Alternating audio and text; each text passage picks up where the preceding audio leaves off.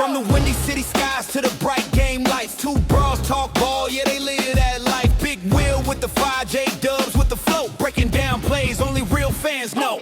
Pads pop, turf shakes, time to ride. Monkey stomps thunder through the field tonight. Run with a purpose, bring that pride. Chicago strong, let's ride, let's ride. Let's run, we run with a purpose. Heart of the game, yeah, you know we deserve this. Big wheel, J-Dub calling all fans. From Soldier Field to the contest stand.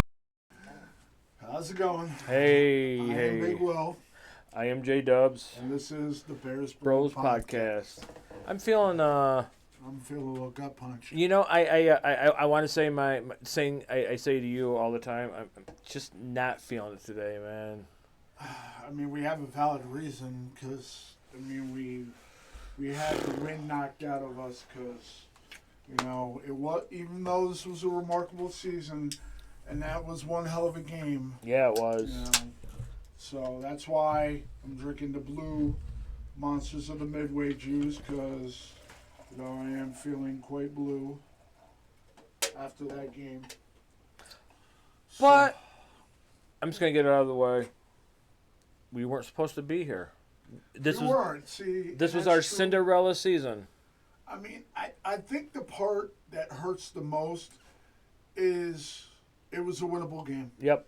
It was a winnable game. We should have won that game because we stopped them. We got the ball back, and all we needed was a field goal. And you know, the interception happened, and obviously everybody's going to put it on Caleb.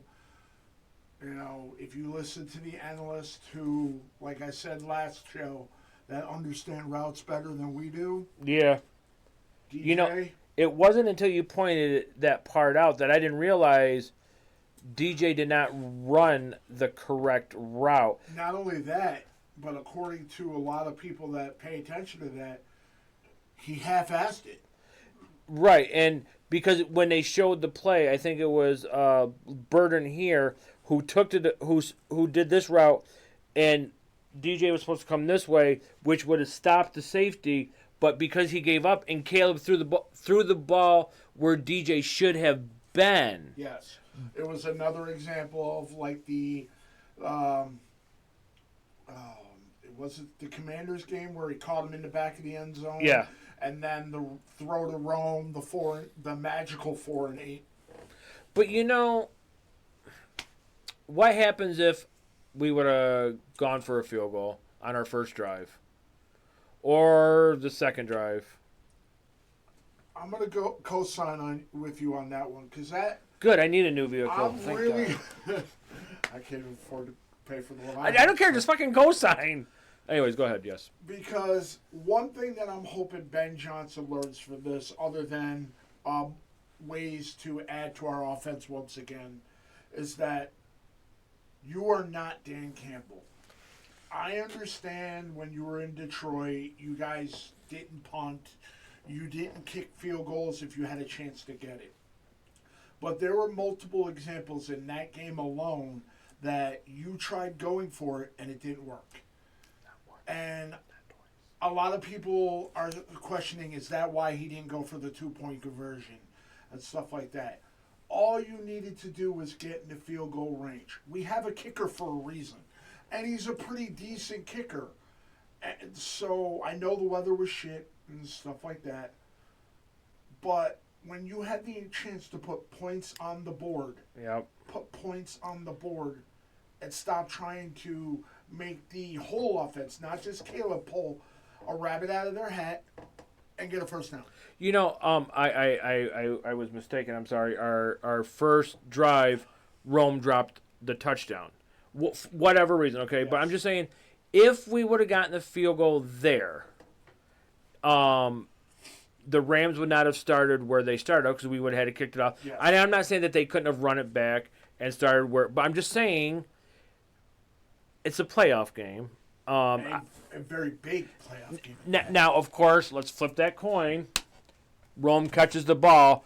I mean, Will and I, because of the night of the game, he wasn't over watching the game, but we were texting. I know I was blowing up his phone. Speaking of that, my wife blames you for the loss. Son of a bitch! Because you know how you always talk about that My wife or my daughter jinxed it for not being here. Well, you jinxed it for us not being there because we were there for the 8 o'clock game. And I understand you had to work early, so I completely understand. But you put the negative juju. All right. You know what? Mrs. White, come on over here. Hey, I will monkey stomp you. But on like I said, on the flip side of that, and just so everybody knows, me, my wife, him, his wife and daughter, we've been around each other long enough that so don't everybody think like, wow, you guys are. It's not even like that. So, anyways, okay, so let's say Rome catches that ball. We're up by 7 because it was a touchdown. So you go from a joke to, oh my God, what a great call, what a ballsy call. So I understand going for it. I'm just saying it's the playoffs. I told you I was concerned about Puka and I was concerned about Devontae. I wasn't concerned about the running game. Yes, I know Kyron Williams had 2 touchdowns. Okay, blah. And 90, I think he had like 90-something yards. But blah. Yeah. Puka still had a decent game. However, our defense stepped up. I think so, anyways. Very much so. I think so. But I'm just saying, okay, so you went for it once, it failed. Okay, we lost points. You go for it again. That's when and by the way, I did start drinking. No, hear me out. This is something I did not tell Will. I was drinking all day because I watched the previous game. I was drinking. I stopped halfway through the second quarter of the Bears game. I just was like, you know what? Nope, I'm not doing this. And so but anyway. I was in reverse. I'll have a beer or two, depending on the vibe that I'm going with, but I think I was drunk by the time that game ended. Whoa. I have never seen him drunk. He's seen me drunk.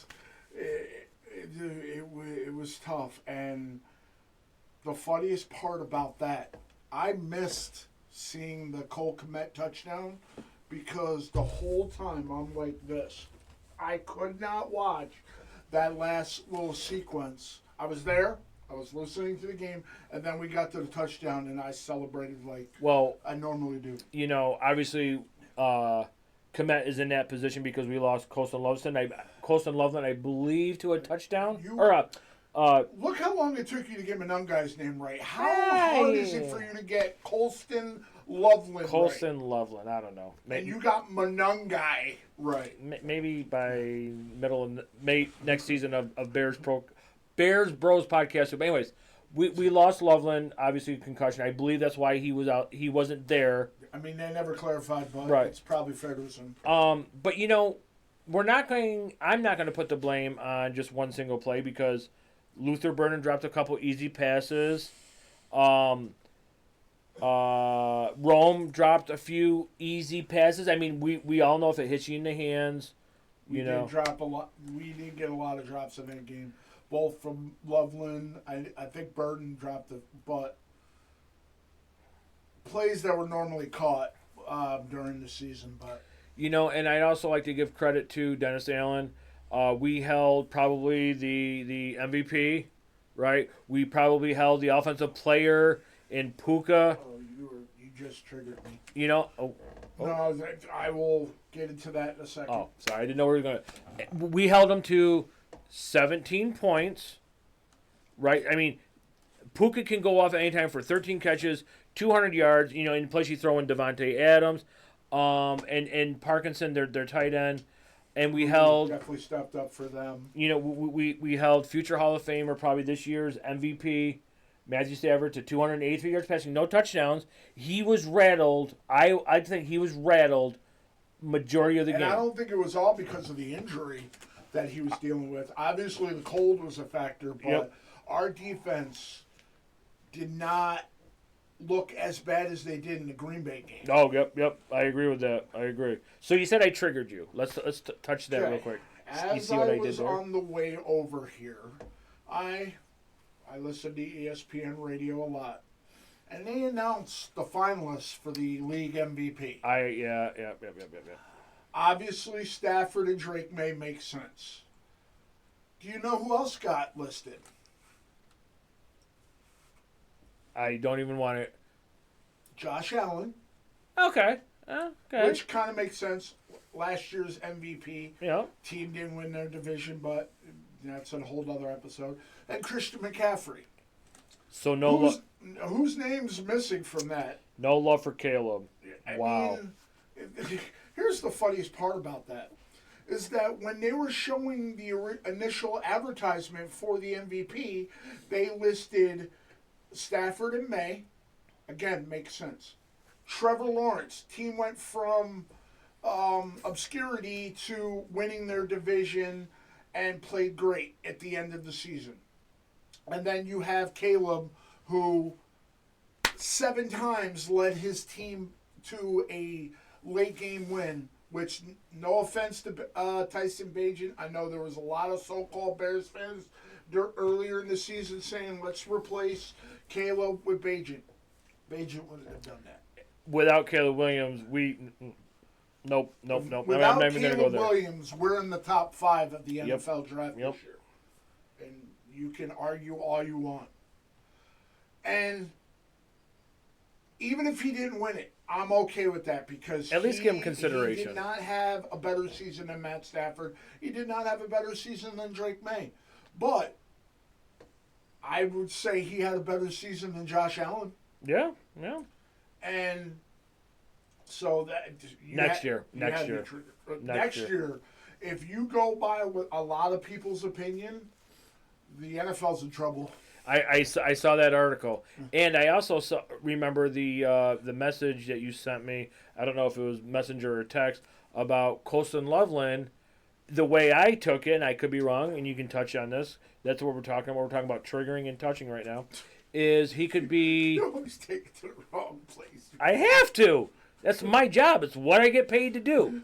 I'm still waiting for my check. Oh, you might want to get a hold of HR. How many times do I have to bring up?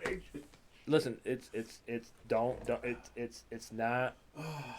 But continue. Anyways, he could be Rookie of the Year. Is that the way I took that article you sent me? Rookie of the Year? He would have been if McMillan from Carolina didn't have his great season. Okay. And because his effect at the end of the season, I mean, he should at least be in the running for it. Why not? Probably won't be because. Why not? I know Ben Johnson was named today as a finalist for Coach of the Year. Yep. Which to Shot. me, it's There's a 3. 3-horse Yep. race. I forgot about Cohen and Jacksonville. Yep. But if it is not Mike Vrabel, it better be Ben Johnson. Oh, if it goes to Cohen, no way. Let's be honest. Vrabel did a great job. Ben Johnson did a great job. So if it's not one, it's definitely going to be the other. Right. And the only difference between Ben Johnson and Matt Nagy from 2018 is Ben Johnson doesn't have his head up his ass. He has an ego. He doesn't have his head up his ass. But and he doesn't. I think the problem with Matt Nagy was afraid to do what needed to win. And the reason why I say that is because he earned his job on the back of Patrick Mahomes. And then you draft a guy that a lot of people said was smarter than Patrick Mahomes, had the feet, Yep. and you did everything in your power to say Andy Dalton, who had been with the team the equal amount of time as Justin Fields, is automatically the starter no matter what. And Yeah. Justin Fields was the better quarterback. And I remember he said in his interview before they drafted Justin Fields, I already told Andy Dalton he's going to be the starter. Well, whatever. Why? But it's stupid. But And even if you had told him that, what? I mean, did he come from Kansas City? What equity did he earn with you that he was automatically given a job when he wasn't even the starter when you brought him in? I just like to say, Russell Wilson, 3rd round pick. He beat out, I don't know who he beat out in Seattle. Matt Flynn, who they gave a big contract to because he threw 6 touchdowns in the last game filling in for Aaron Rodgers. Yeah. But anyways, I'm just saying, yeah. So, I was very proud of the game. I was very proud of the season. And it was just a tough pill to swallow because of the fact that we had the game in. All you had to do was get in the field goal range. I mean, and how many? I want to talk about the Cole Kmet touchdown. I remember it was fourth down. Everything was on the line, obviously. And I sit there and I thought our offensive line just fucking laid down. I'm like, God damn. Of course, I hate to steal this line that they give Josh Allen. Caleb Williams put on the cape and said, "Boom." And he threw that ball, and I said, God damn it. And hold on. Remember, I quit drinking, so I'm sober, and I'm quiet because the wife went in the other room. Just because you may have stopped drinking doesn't mean No. you're sober. Oh, no. Trust me, I was sober. Trust me. That's what the breathalyzer said. Anyways, I'm sitting there, and I swear to God, this ball is up there for like what seemed like a fucking eternity. And I saw this in the end zone. I saw Kmet and up, and I saw the Ram defender go like this. And I'm like, you motherfucker. I was saying, touchdown, baseball swing. And I'm looking around, and I'm like, holy shit. And then I quickly went from holy shit to, you better not go for fucking two. I agree with that, because I was saying that they should kick it and send it into overtime. But everybody's saying, oh, well, why didn't you go for two? I mean, the whole game, your goal line was not working. Yep. And you were without Loveland. I mean, yes, you have Kmet, but Loveland was the better red zone target this year. And you were without him, and you didn't know if you're going to get him back. I mean, we lost anyway, so that is one thing that we would have lost no matter what. You kick the extra point, you send it to overtime because the Rams were not going to attempt. I mean, there was only going to be like 13 seconds left or whatever. So you go into overtime. It's a new game. You're going to get the ball no matter what, regardless. So, yeah. And the overtime, we were moving the ball. Yes. Here, my mother-in-law, I mean, she pays attention to the Dolphins. That's her team. But she really does not understand football the way that. And she's asking her questions. I'm sitting there trying to pay attention to the game. And she's asking questions. But then she's paying attention to the game, and they kept stopping Monungai. Yep. She's like, why do they keep doing that? And there was a lot of times where he would be lucky enough to get off a run. Swift was doing better with but when it came to getting the short couple of yardages, they were stopping Monungai. They were. So I understand that. But then you also could use Caleb's legs on it of you make it look like you're going to throw. Just simply do a reroute, get the first down, move the chains. In the field goal range, get a touchdown. Doesn't guarantee it was going to happen, but the only negative about the interception, other than obviously it seems that DJ quit and may have just sealed his fate with the team. Maybe. I like DJ, but I have to agree with you on that. Go ahead. It was third down, so you could have tried to chip off some more yardage, and you obviously were going to go for it on fourth down because that's what Ben Johnson's been doing, and you would have had a better chance of being closer to getting the first down. You did not have to go for the home run throw, and the interception happened. It was a great interception by Durant or whatever the frick his name was. Right, but and the reason why, like, because I watched, I don't know, it was some football show, because Luther Burden or Rome, I can't remember who it was supposed to take the defender out. And then he dropped down, came somewhat back. He just would not have been wide open enough to get because the first if down. DJ, so and Will and I go back and forth a lot about DJ Moore, and at first I'm like, God damn it, Caleb. But after they showed it, I'm like, DJ, like, what the hell? Like, you were running. I was saying, I don't know. I'm not DJ Moore. I don't know. Was he hurt? I don't know anything. But he's been hurt pretty much the last couple of years, and this year he seemed dialed in. He seemed bought into it and made plays. Obviously, the two big touchdowns in both Packers games But then when you're needed to make a catch, all of a sudden you disappear. You know, the only thing I can think of is I know in the game he got hurt. Mm-hmm. So I don't know. I don't know. But that was quite a few quarters ago, and all you had to do was just you looked like you gave up on the play. Yeah, it did. It'd be it different if you were looking like you were running like you were hurt. Mm-hmm. You gave up on the play. I don't know if it was because it wasn't originally supposed to go to you. You're like, fuck it, or what? I don't know. I mean, but it happens a lot of times. You know, you think it happens. I'm just saying. The reason why I'm glad we talked about it because you and I go back and forth a lot about DJ. I like DJ. I think he's a locker room guy. He's a leader. But if he something like that, it just I don't know. It's just as a fan, I'm like, why couldn't you just make the fucking catch? Even if you were hurt, this is the playoffs. You know, and even if you missed the at least catch, you tried for it. Yes, Or deflected it. If it wasn't a interception, we got one more play to continue going for it. But if you still ran the route and it got deflected, or it was a 50-50 ball and the defensive back intercepted it, I could live with that. Yep. But and we all numerous times in the last 2 years, you have basically given up when we needed you. Yep. You know, and everybody's because I was hurt. Okay. But if you're out there, you have to give it your all. Yes. That's just my opinion. Especially in the playoffs, in the divisional round, in overtime, when another big play. You were the big play guy in the second game against Green Bay, and you were the division wild card round. Excuse me. Yeah. Fumbling my words because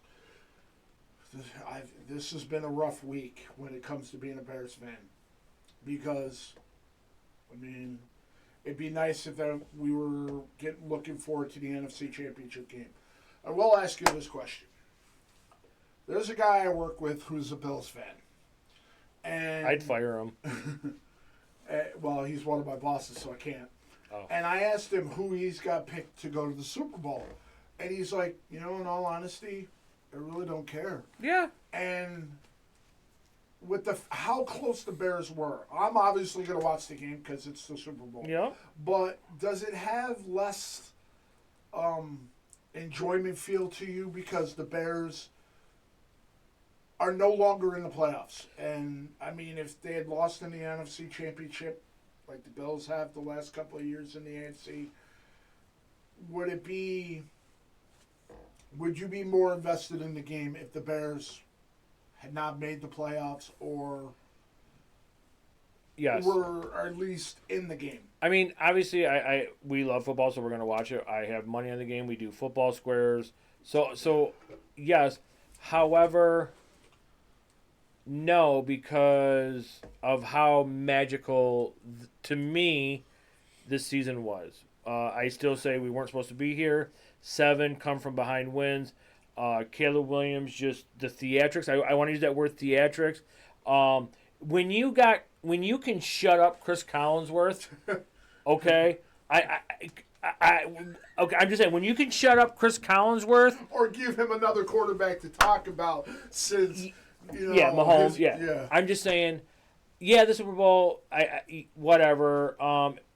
I really believed that we were going to go all the way because I remember a couple of shows ago I said, hey, we lost our first 2 games, then we won 4. We need 4 to win the Super Bowl. But, I think obviously I won't be as invested. But,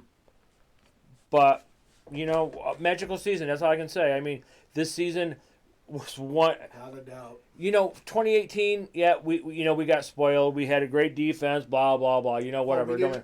We didn't have the offense. Right. Even though Trubisky 6 played his butt touchdowns in one off. game.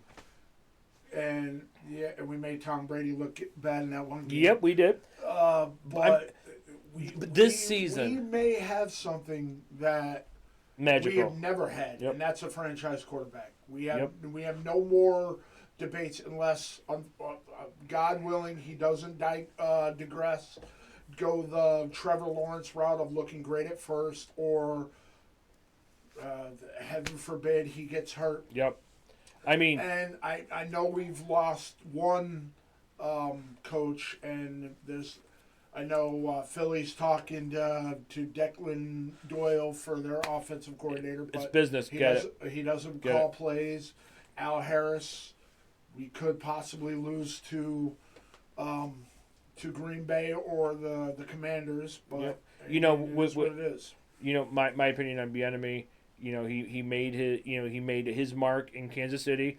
Andy Reid's not going to coach forever, so I'm just thinking. But thank you guys, the coaching for everything. Ben Johnson and the coaches set the precedent. So I just want to say, magical season, right? I thought we got spoiled in 2018, and then we got Justin Fields, and that 1 year he ran for 1,500 yards, or whatever. Oh my God, you're right. Broke the single season record, and yeah. And we've watched many Bears games. I have never acted this way this season. I've never acted this way. I was because I think I was thinking about when we were going to do the show. This year, I actually believed. Yes. I knew 2018. And I know when our next week's show is going to be our final show of this season. Is going to be our Bears Bros year in review for this. We'll dive more deep into how we feel about this year and the potential for next year. I mean, like there was just times like I was on the edge of my seat, and because I finally believed. I didn't believe in 2018. It was the Khalil Mack effect. And I believed about Brandon Marshall, but yep. And of course we had Matt Forte. Love Matt Forte. Did you hear he may replace Bieniemy? Really? Oh, yeah. Going to bring him home, eh? All right. If anybody can teach Monungai and if we Swift or whatever happens with Swift to do what he did, because I always joke about when they have those things of what player from the past would you bring back, and as much as I love Brian Urlacher, I would take Matt Forte in a heartbeat. I love Matt Forte. I mean, there's a reason why he was, I think, the first running back in history to have 100 receptions and 1,000 yards in receiving and 1,000 yards in rushing in the same season. No. I believe for the Bears probably, but Roger Craig and Christian McCaffrey did it. But he did first. No. I remember he had some record. I don't know. But we'll figure it out. See, and that's why season 2 Bears Bros after the off season, you guys don't want to miss it. Where are we going from here? Are we? I'm sorry. I haven't drank in 4 days. Okay. We have to get the elephant out of the elephant out of the room. We would be remiss if we did not talk about the horse shit in that game. Because can you please explain to me? I don't want to. Obviously, we're going to get attacked by all the people that watch our videos. Cause, you guys know. Could you explain to me how in the Buffalo Bills game there was an interception, and then the very next day it's a catch for Devontae Adams, and basically the play was the exact same thing. Okay, so I'm going to trump you with that question, with my question. Can you tell me how Caleb Williams goes back to pass, he gets hit in the helmet, and there's nothing? And not only just like a slight brush, and everybody questions, oh, well, that's not a roughing the passer. He took both hands and smashed him in the face. Yeah, and I'll just piggyback off that. I think it was Gervin Dexter just trotting down the field, right? Wasn't even involved in the play. He kind of stumbled or got pushed into the guy, and the guy fell down, and that's a fucking flag. Yeah, he's running. The other guy not even looking in his direction, and they run into each other, and yeah. Can you? I can't answer your question because I was watching a Bills game, and I'm like, what? What? Are you serious? I'm like, that's a bullshit call, and the refs. I'm sorry. I'll take my lumps for this one. The refs all year sucked because it's the playoffs. You allowed in the Buffalo game for this over here to happen, and then Tre'Davious White does it, and you're going to call it on him. If you're going to call that, then you need to call it across the board, because we can go back to that one game where Monangai is over there, and Humphrey, was it, 8 yards in the backfield, tackles him before he gets the ball, and that's not pass interference. Oh, because it was behind the line of scrimmage. So what? I don't know. What? I don't know. And the funniest part about your also question is Ed Hockley and his crew gave out the most penalties of any officiating crew this whole season. I don't know. You're going to have to use your connections. They must have been wearing their Stevie Wonder glasses during that game, because you cannot explain to me how it was such a big deal that it was not a catch by Brandon Cooks and whatever the hell his name was, it was an interception. But the very next day, Yep. it's a catch for Devontae Adams. So what you're going to do in the offseason is you're going to get a hold of Ed Hockley, and you're going to have him come on the show. If somebody could send me in the mail even though I'm not going to give out my address, the NFL rule book, because when I had questions about the Monangai situation, we were talking oh my God. Oh well, you must not understand the rules. I thought it was the very next day, and it was the exact same situation. Yeah. So I you know what? I apologize, sir. I cannot answer your question. I apologize. Can you answer mine? I don't think anybody can answer the question. Yeah, I can't. Especially since when you have Chris Collinsworth saying all the Bills fans must be shaking their head. Yep. They questioned it. Yep. They questioned the penalty you were talking about, the unsportsmanlike, because they bumped into each other. And it was like when Loveland was called for the same play earlier on in the season. Oh my God! In You the remember? Commanders game. And you and I were like, "What the fuck did he do?" Sorry. He ran. They bumped into each other. It wasn't he tripped him. He hit him. It was they ran into each other, and they weren't. He wasn't even looking at him to call it unsportsmanlike. Whatever happened to incidental contact? Whatever. Maybe that doesn't no longer. But whatever. I don't know. I know. Bring it back. So, I do want to talk about something. I told you before. Everybody made a big deal out of the handshake. This is my version. Packers beat his first game, right? Matt LaFleur came out, boom, ran off, right? No, nothing about that. Second game, we beat them. They kind of embraced. They talked. Third game, he did the same thing that he did in the first game.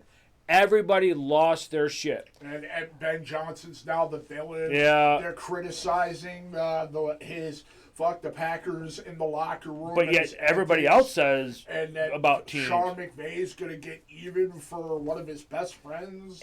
And that's the right. And everybody's making even okay, that's fine, Sean McVay. You stick up here, and I respect that.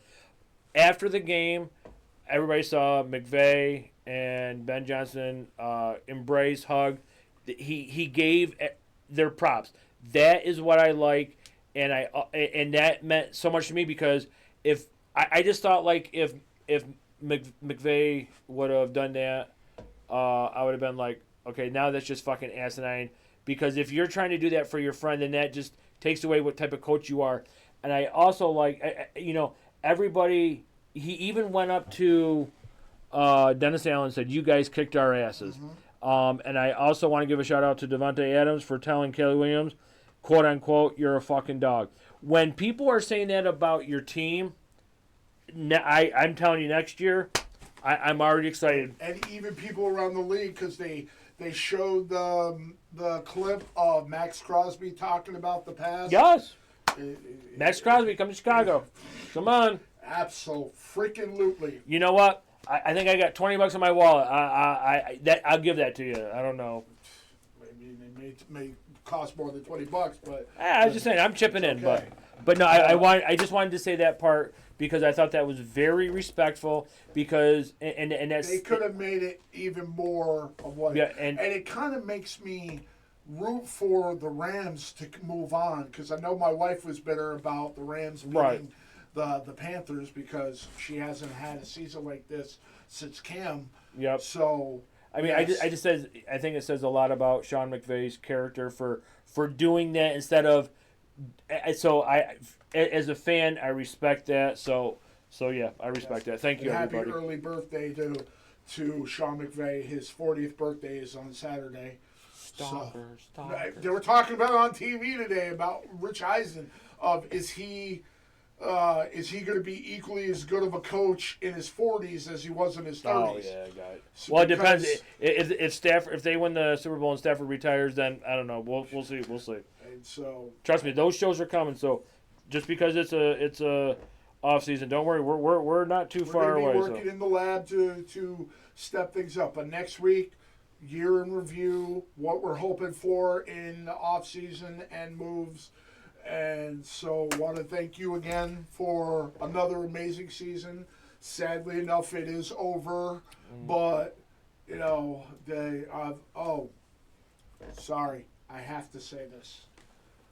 To all of you Packers fans talking shit about how Caleb did in the playoffs, correct me if I'm wrong, Jordan Love booked his Cancun reservation for him a week in advance because we sent you home. So shut the fuck up.